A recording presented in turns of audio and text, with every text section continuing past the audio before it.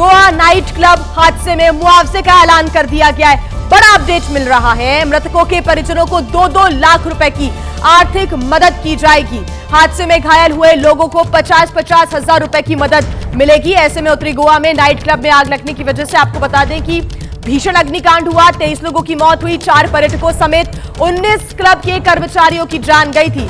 प्रधानमंत्री नरेंद्र मोदी ने हादसे को लेकर सीएम प्रमोद सावंत से भी बातचीत की है। पूरी जानकारी यहां पर ली है। मृतकों के परिजनों को 2-2 लाख रुपए की आर्थिक मदद पीएमओ देगा। ये एक बड़ा ऐलान कर दिया गया है। और हादसे में जो लोग घायल हुए हैं, जिनकी संख्या 50 बताई जा रही है, जो अस्पताल में इस वक्त भर्ती हैं, उनको 50-50 हजार रुपए की सहायता मिलेगी।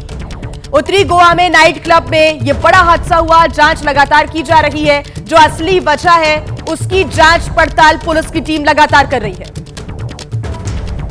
ज्यादा जानकारी के साथ हमारी संवाददाता नम्रता दुबे हमारे साथ जुड़ी हुई है। नम्रता, भीषण अग्निकांड हुआ, 23 लोगों की मौत हो जाती है, कई सवाल उठ रहे हैं। इस बीच मुआवजे का भी ऐलान किया गया है, क्या जानकारी? जी देखिए, गोवा में ये बहुत बड़ा हादसा है। गोवा के अरपोरा क्षेत्र में ये बड़ा गंभीर मामला हुआ है। अब तक 23 लोगों की मौत हुई है। ब्रिज बाय रोमियो लेन इस नाइट क्लब का नाम है। बीती रात ये पूरा हादसा हुआ है। अब तक 50 से ज्यादा लोग गंभीर रूप से घायल हैं।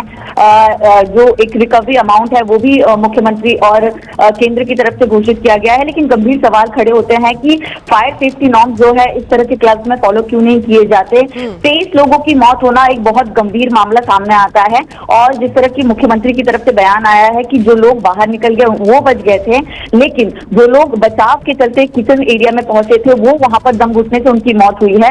तो ऐसे में कहीं ना कहीं जगह की बहुत ज्यादा कमी थी, लोगों का भीड़ भाड़ बहुत ज्यादा था, क्योंकि आप जानते हैं दिसंबर में गोवा में सबसे ज्यादा भीड़ होती है पर्यटकों की। और उस दौरान क्या सेफ्टी नॉर्म्स को ताक पर रख दिया गया था। इस तरह के गंभीर सवाल खड़े होते, जिसकी जांच जो है वो अब मुख्यमंत्री की तरफ से कमेटी बनाई गई है, उसकी तरफ से की जाएगी। लेकिन ये जो नाइट क्लब है ब्रिज बाय रोमियो लेन, ये गोवा के नॉर्थ एरिया में यानी कि उत्तर जिले में आता है। तो वहां पर सबसे भीड़ भाड़ वाला और सबसे प्रसिद्ध क्लब माना जाता है। आसपास के लोगों का क्या कहना है? इनिशियल जानकारी के अनुसार किचन से ये आग फैली, लेकिन अभी तक इसकी पुष्टि नहीं हुई है कि आग लगने का मुख्य कारण क्या रहा।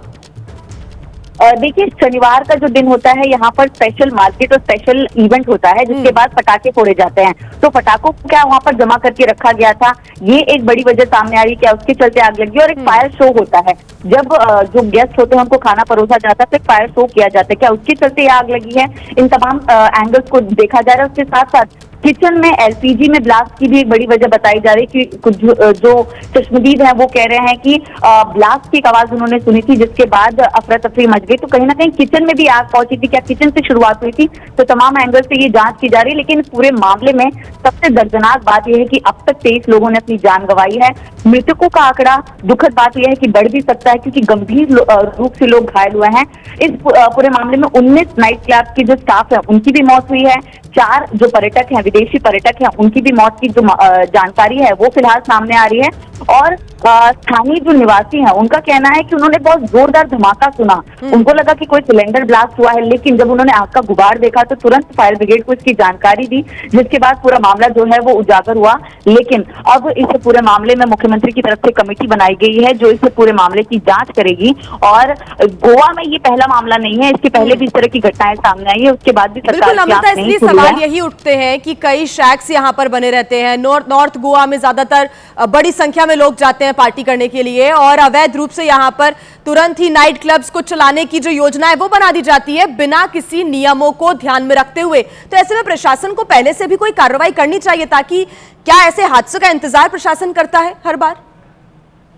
देखिए, प्रशासन अपनी तरफ से पूरी कोशिश करता है, लेकिन जो जमीनी स्तर पर जिस तरह के करप्शन देखने मिलते हैं, रफा दफा किया जाता है चीजों को, नॉर्म्स को नहीं फॉलो किया जाता, तो स्थिति को देखने के बाद इस तरह की घटनाएं होती है।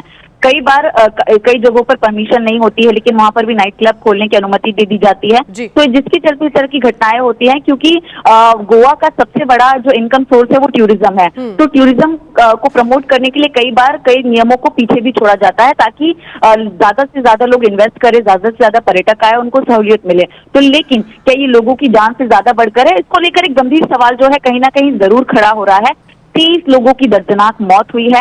कई लोग अभी भी गोवा के जो सरकारी अस्पताल है पास में, वहां पर भर्ती हुए हैं। और उन लोगों का इलाज लगातार जारी है। मुख्यमंत्री प्रमोद सावंत खुद बीती रात यानी कि अर्ली मॉर्निंग में वहां पर पहुंचे और लोगों से उन्होंने खुद बातचीत की। एक पुलिस की कमेटी जो है वो बनाई जा रही है, लगातार रिपोर्ट मंगाए जा रहे हैं और इस पूरे मामले पर केंद्र सरकार की तरफ से भी नजर रखा जाए। क्योंकि ये इतना बड़ा हादसा सामने आया है, तो ऐसे में इससे सबक लेते हुए क्या आगे जो कार्रवाई है दूसरे नाइट क्लब्स को लेकर भी क्या ध्यान में रखी जाएगी? जी बिल्कुल, देखिए जो दूसरे नाइट क्लब हैं उनका सबसे पहले फायर ऑडिट किया जाएगा, उनको नोटिस दिया जाएगा, लेकिन अभी फिलहाल इस फायर जो नाइट क्लब में आग लगी है उसकी रिपोर्ट सबसे पहले मंगाई जाएगी। और फायर सेफ्टी, आपको मैं बता दूं कि दिसंबर और जनवरी में गोवा में सबसे ज्यादा पर्यटक आते हैं, तो सबसे पहले फायर सेफ्टी ऑडिट किया जाता है। लेकिन क्या इस बार वो ऑडिट नहीं हुआ, इसको लेकर एक बड़ा सवाल जो है वो यहाँ पर खड़ा होता है और जिसके चलते ये एक पूरा गंभीर मामला जो है वो देखने मिल रहा है।